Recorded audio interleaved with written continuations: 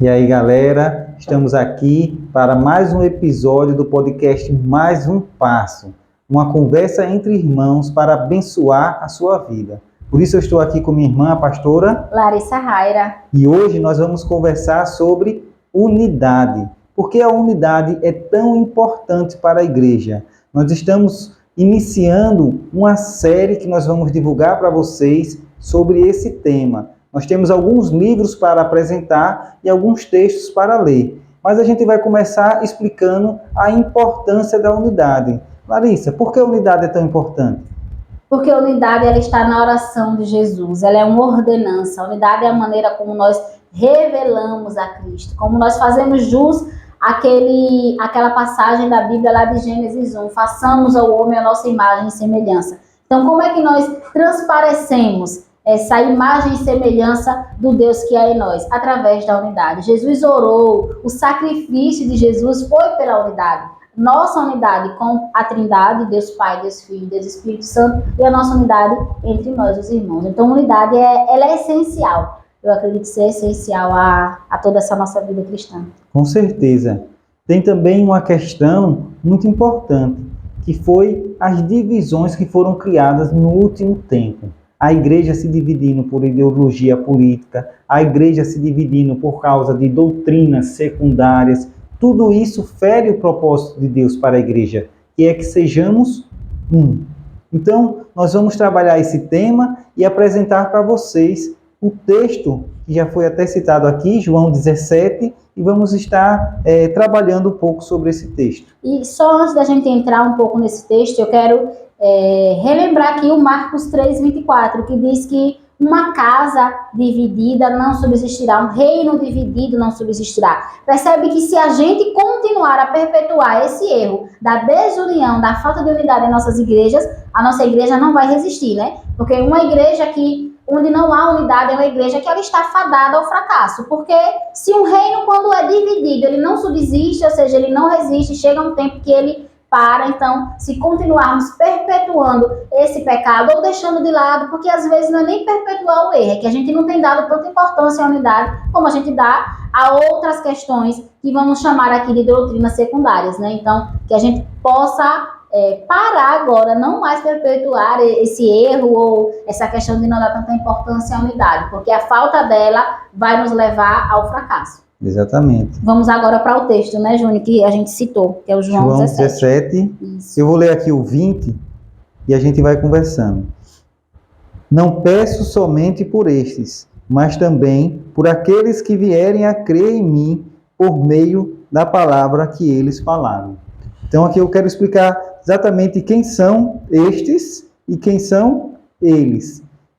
Jesus aqui, esse texto é conhecido como a oração sacerdotal. Ele começa orando por ele mesmo, depois ele ora pelos discípulos, que são estes. Então ele diz nesse ponto aqui, não peço somente por estes. Estes se referem aos discípulos que estavam perto dele naquele momento. Discípulos pessoais, nós somos discípulos, mas quando ele está se referindo a estes, é aqueles discípulos pessoais que ele mesmo convocou. Os apóstolos, né? Exatamente. Então, quando ele fala estes, é a esse grupo que ele está se referindo. Então, sim, ele está agora passando, esse versículo é um versículo de transição, ele está passando da oração que ele estava fazendo pelos seus discípulos, seus apóstolos, e agora passa a orar por nós, aqueles que vão crer em mim por meio da palavra que eles falaram. A gente não escutou a palavra exatamente do apóstolo Pedro, do apóstolo João, mas a palavra que foi transmitida por ele chegou até nós. Então, nesse trecho aqui, Jesus começa a orar por cada um de nós, por mim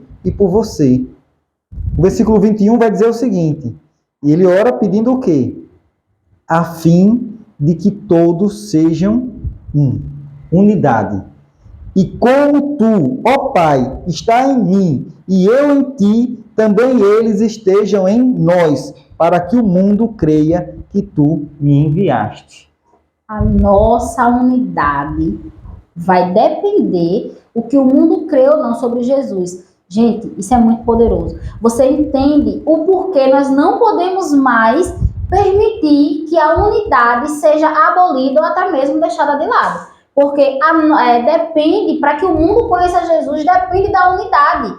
Tanto dos discípulos que eles foram mostrando, o testemunho deles foi passado, para chegar até hoje, 2022. Entende aí agora essa importância, essa ordenança, e que eu não consegui ainda identificar, não sei se o Júnior já conseguiu, por que ela foi deixada tanto de lado, essa unidade, assim? O que foi que aconteceu no meio dessa caminhada cristã? Tem um autor que a gente vai citar daqui a pouco, o Gutierrez Fernandes Siqueira, ele fala que é um defeito do estudo da eclesiologia, ou seja, do estudo da igreja. A gente se prende a muitas outras doutrinas e o estudo da igreja a gente deixa um pouco de lado. Não é tão ensinado nas igrejas. Por quê? Quando a gente fala da igreja, a gente está falando do corpo de Cristo. E o corpo de Cristo é um corpo só. Como Paulo vai deixar bem claro. Vários membros, mas um corpo só. Como Paulo deixa bem claro lá na sua carta aos Efésios. Tem outra parte aqui interessante desse texto aqui, que a gente vai comentar, que ele diz bem assim: para que estejam em nós. Então, existe uma unidade da Trindade, e quando a gente faz parte da igreja, a gente começa a fazer parte também dessa unidade que existe na Trindade. É muito poderoso a gente viver unidade. Quer dizer que nós estamos em Cristo. Cristo junto com a Trindade, então nós estamos em Cristo, fazendo parte da comunhão que existe na Trindade. E essa unidade que a gente passa a fazer parte da Trindade, não é só, eu vou fazer parte da Trindade, eu tenho a minha unidade, né? Porque também a gente acaba entrando nessa outra questão. De que eu tenho unidade, eu faço as minhas orações, eu estou no meu quarto, eu sou unida com o Senhor. Sim, tá certo. Amém. Louvado seja Deus pela sua vida. Mas como é que está a sua unidade com os seus irmãos? Porque tem outra passagem que vai dizer assim: como é que você está dizendo que você ama a Deus, que você não vê, se você odeia o seu irmão a quem vê? Como você está unido a esse Deus, a essa Trindade, se você está desunido com o seu irmão? Percebe que a unidade, ela veio não somente lá, aquela unidade que você tem no seu quarto, tanto quanto essa unidade que você precisa ter com todos aqueles que estão à sua volta. Gente, unidade é muito poderoso. O crescimento da igreja depende disso, porque ele diz: como é que as pessoas vão conhecer que sou eu mesmo que vim do Senhor, vão saber a minha missão? Através de ver a nossa unidade. Então a nossa unidade é o nosso testemunho diante de um mundo perdido que nós temos aí para resgatar pelo poder do Espírito Santo. E aí talvez a gente quer melhorar a igreja fazendo o quê? Obras sociais que glorificam a Deus. As suas obras vão fazer com que as pessoas deem glória a Deus. Talvez a gente quer melhorar a nossa igreja, nada contra, viu? Mas melhorando o louvor, melhorando as luzes, deixando o ambiente confortável. Sim. Tudo isso tem sua importância. Mas a ordem de Cristo, para que as pessoas creiam que Ele foi enviado, é a unidade que a gente vive. Uma unidade que deve mostrar ao mundo que Cristo veio. Isso é realmente transformador da forma como se vive igreja. E assim como o Júnior disse, que não é que nós sejamos contra, é que isso não pode superar a importância que tem a unidade. Eu não posso me valer de um ambiente confortável, eu não posso me valer, por exemplo, na questão do Ministério de Juventude, eu não posso me valer em meios atrativos para trazer esses jovens para a igreja, a não ser a unidade. Porque a juventude, quando ela está lá fora, geralmente ela diz assim: não, aquele não é meu amigo, eu tenho um amigo de balada, eu não posso me unir a ele, eu não posso contar os meus problemas. E a gente vê, né, infelizmente cresceu bastante o suicídio no meio da juventude, e a gente vê amigos de jovens dizendo: mas eu nem sabia que ele estava sofrendo. Não existia aquela unidade verdadeira, embora uma semana antes eles estivessem, né, hoje com essas redes sociais, postaram fotos, estavam juntos, uma semana depois, cometeu esse suicídio. Então, como é que está essa unidade? O que vai atrair é que ele saiba que pode contar, que embora na diversidade, porque quando a gente está falando de unidade, eu gosto de deixar sempre uma coisa clara: unidade não é uniformidade. Nós estamos aqui unidos no mesmo propósito, mas não da mesma forma, porque a gente tem suas personalidades, características e atributos que são diferentes dos meus, mas nós nos completamos. A unidade é no propósito, não na forma de trabalhar. Até porque até a graça do Senhor, ela é uma, mas a Bíblia diz que é a multiforme graça, ou seja, ela é dispensada de diversas formas. Exatamente. Oh, que interessante também a gente meditando nesse texto. Como é que a gente vai viver unidade se nós somos tão diferentes, se nós temos objetivos diferentes? A diferença faz parte do propósito de Deus. Se Deus quisesse que nós todos fôssemos iguais, ele tinha nos criado igual. Mas, como seres humanos, talvez fique difícil para a gente viver a unidade. Mas aí o versículo agora, o 22, ele vai dizer o seguinte: eu lhes transmiti a glória que me destes, para que sejam um, como nós o somos. Então ele está dizendo o seguinte: nós não vamos viver unidade, nós não vamos fazer a unidade. A gente vai viver a unidade. A gente vai manter. A gente vai, exatamente, manter. Porque a glória de Deus, a glória que ele está falando aqui, a glória que você me deu, eu dei a eles para que eles possam viver a unidade. A glória que Deus deu a Jesus é a mesma glória que sustenta a nossa unidade. Então a gente não vive unidade com as nossas forças. A gente vive através da glória de Deus.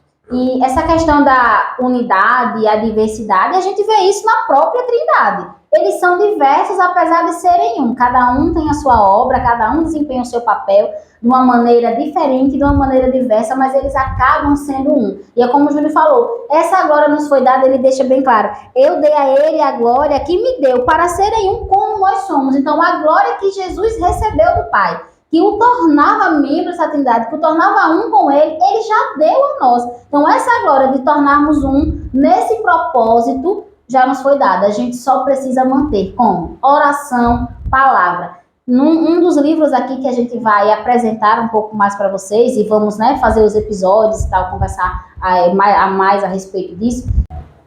Esse livro aqui, ele deixa bem claro que menosprezar a unidade é o mesmo que menosprezar a cruz. Percebe a importância, que peso que traz. Eu vou ler exatamente a frase que tem aqui no livro, para que você seja impactado da mesma forma que nós fomos, né, Júnior?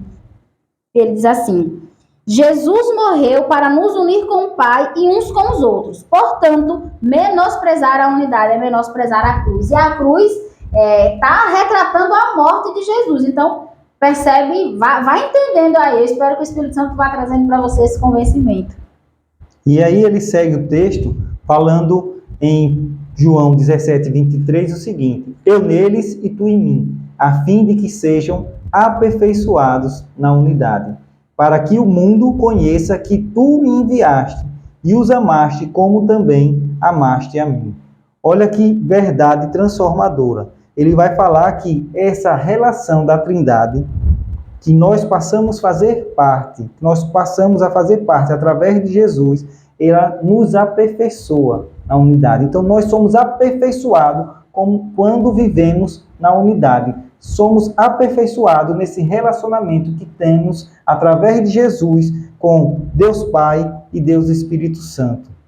Lembra que lá no início do vídeo eu disse que a importância da unidade também está em alcançar, né? Nesse testemunho que nós damos ao mundo, vamos dizer assim. E ele deixa bem claro também aqui, que ele diz, para que o mundo saiba que o Senhor me enviou e compreenda que o Senhor ama meus discípulos tanto quanto me ama. Então, refletir a unidade é o mesmo que refletir o amor que tanto nós pregamos, principalmente nos tempos atuais, tanto nas redes sociais, nas mídias sociais. A gente tem replicado muito isso, o amor de Jesus, o Jesus que amou, me amou primeiro. Então, como é que você está conseguindo? Vamos acompanhando o raciocínio. Como é que você está conseguindo falar sobre esse amor, sendo que você não consegue manter essa união? A palavra de Deus diz assim: como é que você diz que ama a Deus, que você não vê, e odeia seu irmão quem vê? Percebe que a unidade não é só na vertical, não é só aquela unidade que eu tenho na Trindade, que eu passei a fazer parte, como o Júnior mesmo citou aqui, mas é aquela unidade que eu tenho na horizontal com os meus irmãos. Então a nossa unidade também é testemunho, é o nosso testemunho cristão. Por isso que a falta de unidade elimina, ele começa a deixar alguns buracos e não torna tão sólido o nosso testemunho diante do mundo. E agora passando para o outro texto que a gente selecionou, Efésios, a gente vai ler Efésios 4. Capítulo 4. É bem interessante que ele já começa dizendo o seguinte: por isso, e aí eu vou explicar, que quem conhece a carta de Efésios sabe que Paulo dividiu a carta falando nos 3 primeiros capítulos sobre questões teológicas. E agora ele vai falar nos 3 últimos sobre questões práticas. Então, quando ele diz por isso, ele está dizendo, por isso tudo que eu falei acerca do Evangelho até agora, o prisioneiro do Senhor... Deixa eu só fazer um esclarecimento aqui, quando ele diz eu, prisioneiro, uma coisa que a gente até já comentou, que isso é muito bonito. Quando Paulo fala eu, prisioneiro, ele está falando porque ele está entendendo que a prisão dele faz parte do processo, faz parte da missão, né? É bom deixar isso claro, que ele não traz para nós um peso, um sentimento de perda. Pode continuar, Júnior. Isso, é a mesma forma com que ele se apresenta lá na carta a Filemon.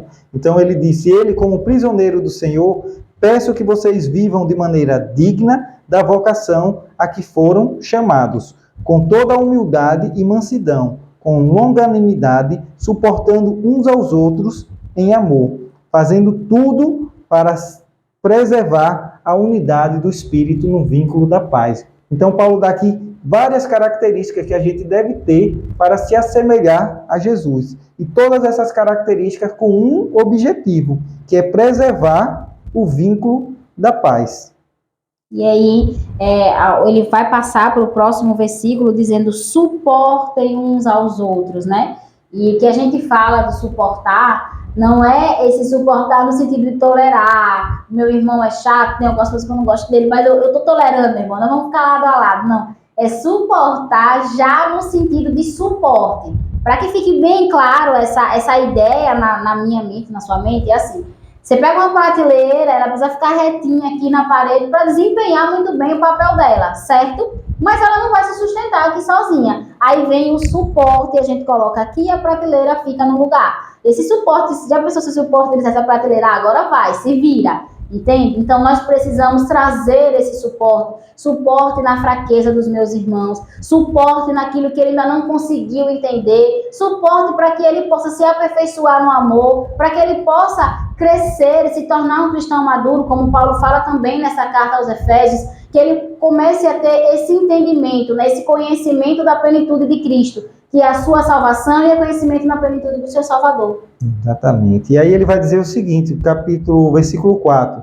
Há somente um corpo e um só Espírito, também como uma só a esperança para a qual vocês foram chamados. Há um só Senhor, uma só fé, um só batismo, um só Deus e Pai de todos, o qual é sobre todos, age por meio de todos e está em todos. Então ele usa o exemplo de todas essas coisas, que são uma só, para mostrar como nós também devemos ser um só. No finalzinho, eu acho bem interessante que ele diz o seguinte, no 6, age por meio de todos e está em todos. Então, a unidade deve existir porque Deus está em você, Deus está no meu irmão, Deus está em outros irmãos que congregam em igrejas diferentes.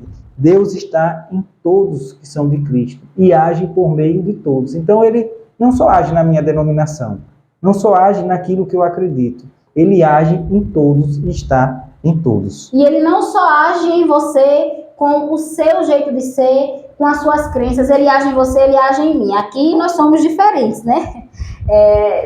Ao longo desse podcast aí você vai acabar nos conhecendo um pouco mais, vai acabar conhecendo um pouco mais da nossa característica, das nossas personalidades, mas nós temos personalidades diferentes. E graças a Deus mesmo, nós já chegamos a esse entendimento de que tudo isso é importante. Isso é importante na manutenção da nossa família, né? Nós somos irmãos, aqui em casa nós somos em 4 filhos, então é importante na manutenção da nossa família, porque é importante que tenha na família alguém que seja alegre, que bota essa galera pra cima. Esse sou eu. Não.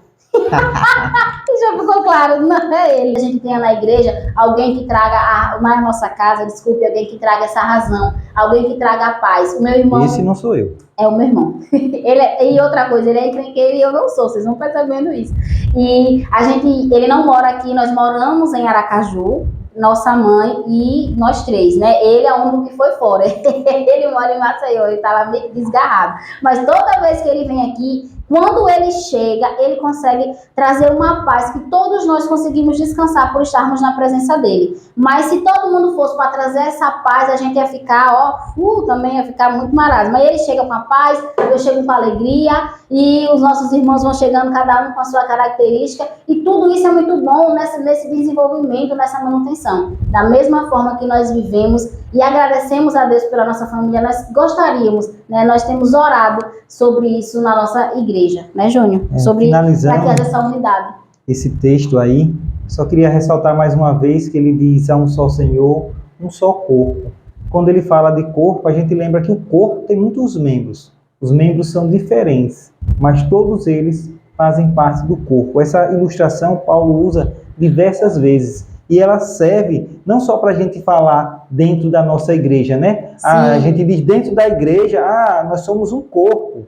Então eu e o meu irmão dentro da minha denominação. Mas aqui Paulo está pensando em uma coisa muito mais ampla. A igreja, ela não está dentro de uma denominação ou dentro de um espaço geográfico. E ela é o corpo de Cristo. Então, o corpo de Cristo espalhado. Todos nós devemos ter essa visão, para não usar só isso dentro da igreja. Dizer, nós somos corpo, eu sou a mão, você é um pé. Nós que somos dentro da mesma igreja. Então, nós sozinhos formamos todos o corpo de Cristo. Porque esse conceito ele é interdenominacional, Exatamente. ou seja, ele engloba todas as denominações. O tradicional, o pentecostal, todas essas denominações, porque nenhuma delas tem a capacidade de ser detentora da fé cristã, nenhuma delas expressa a totalidade de Deus e do seu poder. Então, essa unidade, exatamente como o Júnior muito bem ressaltou, não é que essa unidade deve haver só na minha igreja, na igreja que eu congrego, só na comunidade Farol. É uma igreja, é uma unidade que ela precisa haver numa questão interdenominacional. Larissa já citou uma frase desse livro aqui que eu quero apresentar para vocês. Até que sejamos um livro transformador, onde o Francis Chan, que é o escritor, ele traz verdades reveladoras sobre a importância da unidade. Ele escreve de uma forma tão incisiva que é difícil você não ficar impactado com o que está aqui. Ele vai fazer parte dessa série que nós estamos planejando, falar sobre a unidade, abordando sobre todos esses livros que a gente está lendo sobre o tema. E nós percebemos uma coisa quando lemos esse livro, a gente só está lendo o livro, mas quando a gente se propôs a estudar esse livro, a gente sentiu, não foi, Júnior, em cada frase o desejo dele, porque quando ele assim, até que sejamos um, a impressão que passa para a gente é que vamos lutar, vamos batalhar, vamos trabalhar para que sejamos um, até que sejamos um, ou seja, incansavelmente nós vamos lutar, nós vamos agir para retomar essa unidade. Até o título é incisivo, não é isso? O título é incisivo, leiam esse livro, leiam, né, Júnior? Leiam, só leiam, para que vocês consigam entender. Eu vou deixar uma frase aqui para despertar em vocês, para que fique com esse gostinho de quero mais, tá? E a frase, que é do 3º capítulo, diz assim, ele falando, né, sobre essa questão da unidade, ele chega nessa frase, diz assim, você entende a importância disso? Não é uma questão de se dar bem com o irmão que você não suporta só porque sua mãe mandou. É uma questão de o mundo acreditar em Jesus. O que está em jogo é muito importante mesmo. Esse é o plano de Jesus, para mostrar ao mundo quem ele verdadeiramente é. A gente até cria estratégia, como já conversamos aqui, mas o plano de Jesus, para se revelar exatamente ao mundo como ele é através da unidade dos seus discípulos. Até que sejamos um. Lute e haja até que sejamos um. Outro livro que a gente quer apresentar é esse aqui, Sou Nós, escrito por Douglas Gonçalves. Nosso mentor.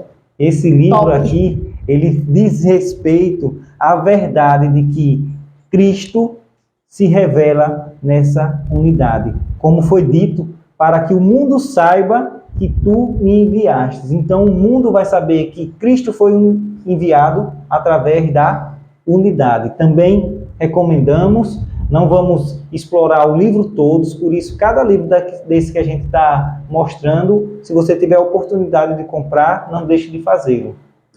E o Sou Nós, ele vai dizer assim, que Deus é um Deus comunitário que quer nos fazer homens coletivos. E ele tem até uma equaçãozinha que ele diz assim, homem mais Deus igual a sozinho. Ficou na curiosidade por que essa equação? Leia o livro e espere, né, Júnior? Nos acompanhe na série. Vou deixar uma frase também para que você tenha esse desejo, né, seja despertado na sua vida em ler esse livro. Se o Pai é nosso, o pão é nosso, e o reino vem para nós. Então os pecados também são nossos. Essa unidade como um todo, né? Porque o pecado entrou no mundo por uma só pessoa, por um só homem, mas ele também permitiu, ele saiu do mundo, né, permitido por Jesus, um só homem. Então, essa unidade, né? O pecado, o reino, tudo é nosso, o pão é nosso.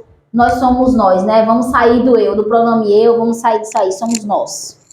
O próximo livro que eu quero apresentar é Reino Dividido. Esse livro também é muito bom, escrito pelo Gutierre Fernandes Siqueira, e ele vai falar sobre o sectarismo.